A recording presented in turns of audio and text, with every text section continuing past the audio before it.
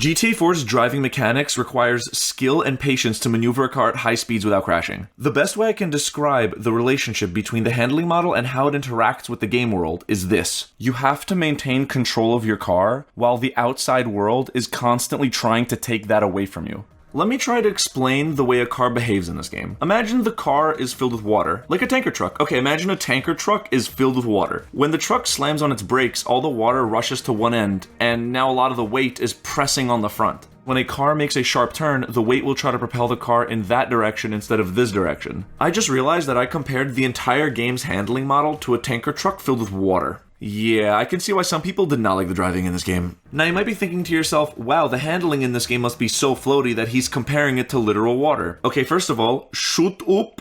Second of all, fair point, but there are a lot of benefits to this handling model, I swear. Cars feel very heavy, so there's a lot of weight behind every movement. One of the benefits of having very weighty cars is that car crashes feel so real and visceral. There's so much impact and weight behind every single movement. In GTA 5, car accidents feel so much worse. When you hit a car, all the energy is completely lost. It feels more like you're hitting a wall than another car. In GTA 4, the momentum is fluid and carries into other cars. The force is transferred, just like real-life car crashes. It's one of my favorite things about the physics engine. Everything is so chaotic and fluid, I adore it tremendously. Remember, cars are heavy, so you have to be very mindful of the weight distribution and where it's going. If you just accelerate and turn mindlessly, you can either understeer or oversteer severely. You have to actually corner properly, brake before you turn, accelerate out of it. Everything upsets or alters the weight distribution of your car. Here are just a few examples. Some roads are littered with potholes, and that makes the car more unwieldy. Look at how the car's suspension and weight is dipping and shaking. This very much affects your handling. Hitting these potholes at high speeds can make your car jump or even lose control. Hitting a curb can sometimes curb your wheel, resulting in the car being flung into another direction. Even when the car shifts gears, the weight shifts a little bit. It's crazy. The city is also full of life. Jaywalkers, people pulled over, cars using signals, cars not using signals. You always have to be ready for anything. That is what driving in New York City is like. It's not supposed to be easy, it's supposed to be chaos, and I love it that way. All of these little things that you have to pay attention to while driving, and also at the same time trying to manage your car's weight balance, creates such an exhilarating and also entertaining experience. Now let me tell you how the map complements the handling model perfectly. Look at the way the Liberty City map is built. Notice something missing? There is no countryside at all. City driving is the only thing you'll be doing. The biggest straightaways are these two in the middle, and look, they're cut up using construction sites so they don't even go all the way through. Yeah, there's the Skyway, but that's only confined to one island, and it's full of elevation changes. There is not a single road that easily takes you across the entire map. The city complements the handling, and together it masterfully encapsulates the feeling of driving through a hectic and chaotic big city better than any video game I've ever played. The entire game is built to make sure you aren't just one button go forward. It's made to minimize that as much as possible. Yes, it's more difficult to drive in GTA 4. Yes, the handling is floaty, but do you know what it never is? Boring.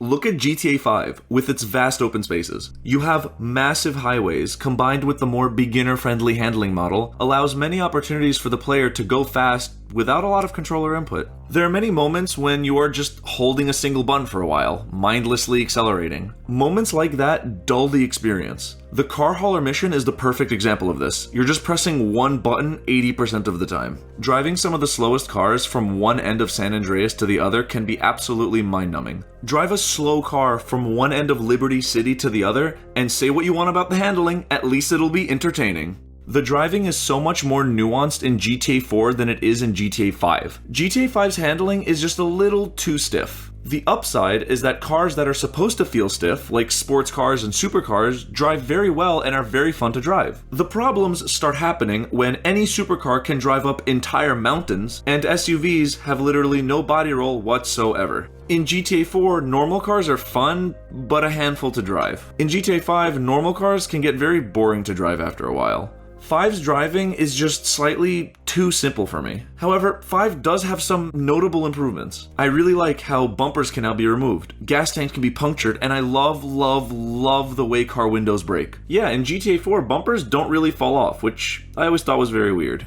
The main problem is that GTA 5 overcorrected a bit too much from GTA 4. It is a step in the right direction to make the handling less floaty in the sequel, because I do agree, GTA 4 is very floaty. I totally get that. But for the sequel, they just went too far in the other direction. GTA 5 is a lot of fun, but I truly wish the driving was more nuanced, less stiff, and responded to the environment better. Also, I don't know anything about bikes. All I know is that they aren't supposed to do this. In 4, the police use actual tactics such as pit maneuvering and boxing in. This adds to the fun and creates an even more chaotic experience. It's fantastic. The police also make mistakes and are subjected to the same physics and handling model as you, so it's completely fair. Unlike GTA 5, where they just magically turn on their 35 PSI of boost and slam right into you.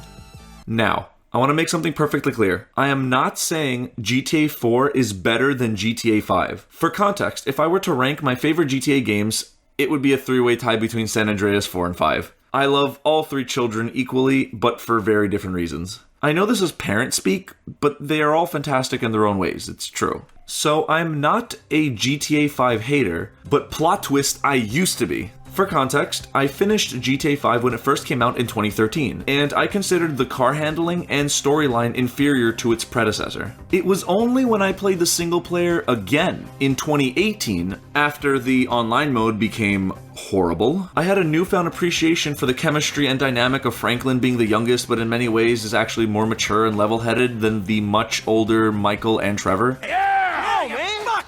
Work first, bicker later, man, alright? Also, the animals, the glass breaking, the planes, the map, very, very, very good. I'm only talking about the single player, by the way. GTA 5 Online past 2017 is absolutely terrible. I still have a lot of Vietnam flashbacks from experiencing the downfall of online in real time.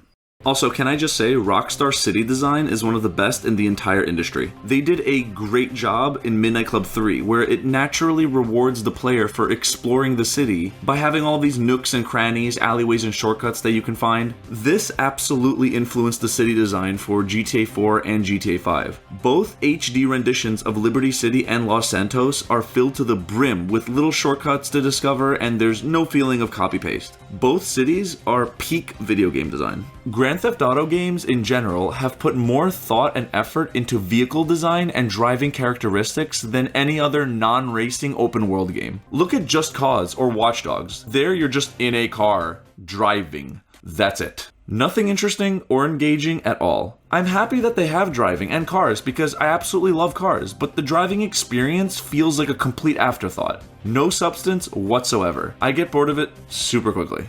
GTA 4 was the only time the series took a more realistic approach to driving. Now, the handling is not fully realistic by any means, but what matters is that it's more realistic than all the other GTA games. The games before and after it have a much more lightweight and arcade approach to driving. Not that there's anything wrong with that. When GTA 4 first came out, the handling was, and still is, very divisive. The learning curve is steeper, cars are very floaty, making them difficult to drive. It was a big departure from what Rockstar usually does. People back then were worried that the next GTA games would handle just like this. This was back when Rockstar made games much more frequently, so at the time it was a valid concern. GTA 4 truly is the black sheep of the family, in story, tone, and physics.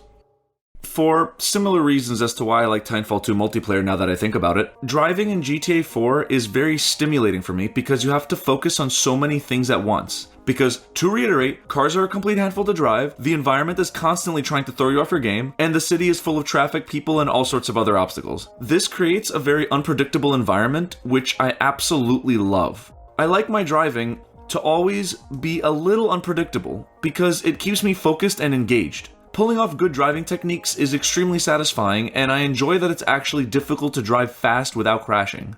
I'm glad that not every GTA game handles like this, but I'm very happy this one does. I like driving in San Andreas, and in 5. Both of those games are way better than the driving slop you get with the average open world game that just happens to have cars in it. But if I'm in the mood for a challenge, unpredictability, and pure engagement, GTA 4, there's nothing else like it.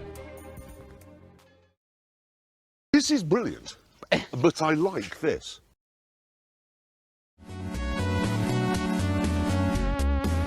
I love the physics engine so much. Look at all of the ways these objects fly around and interact with each other. It's wonderful. It's like eye candy. Also, if everything is weight-based, doesn't that mean that the heaviest vehicle can just push everything? Yes. Introducing the bus. It can just move entire city blocks of cars out of the way. How's my driving? It's pretty good.